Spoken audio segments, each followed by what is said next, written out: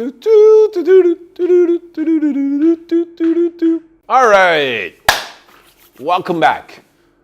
We're going to talk about one more practical exercise to help you create safety. This is a team exercise, and we call it experiments.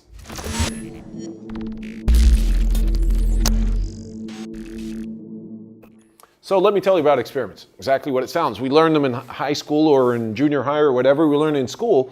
And this idea of having a hypothesis, we think something is going to happen, but we're not sure, and expecting certain results so we know whether it fails or it succeeds, and we give it a time box for us.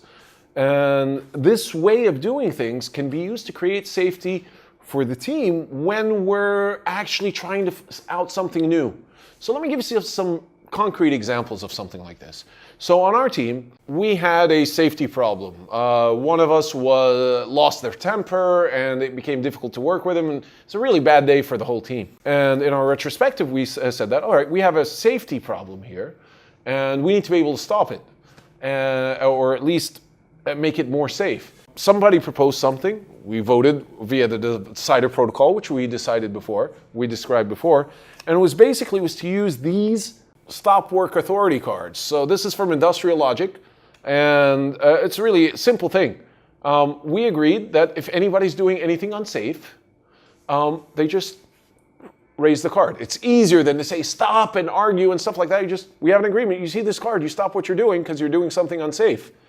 Now, it sounds kind of hokey, but even though it sounded hokey and we weren't all sure it was going to work, it's easy to say, we're going to try this for a week. We expect this will create more safety for the team. And this particular experiment stuck. We all walk around with one of these cards. And when we see somebody doing something unsafe, we raise the card, and we've been really good about keeping our agreement, stopping what we're doing. So that's one example of an experiment where the hypothesis was met and we continued it.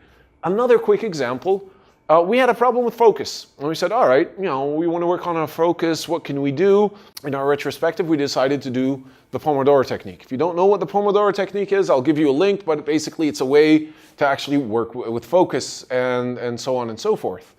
And we tried that. And after a couple of weeks, we came back, and as a team, we decided, no, this isn't giving us more focus. We dropped the Pomodoro technique. Still, some people are using individual, but as a team, we've stopped the Pomodoro technique and we found another way to create focus. So the idea is we wanted to have more focus on our team. We tried the Pomodoro technique. It didn't give us the focus that we expected, and the cost was a couple of weeks experiment. So experiments are really good ways to create safety when there's a lot of uncertainty. Let's test it out. And we're not investing too much, and we're always learning. And that's it for experiments and how they create safety.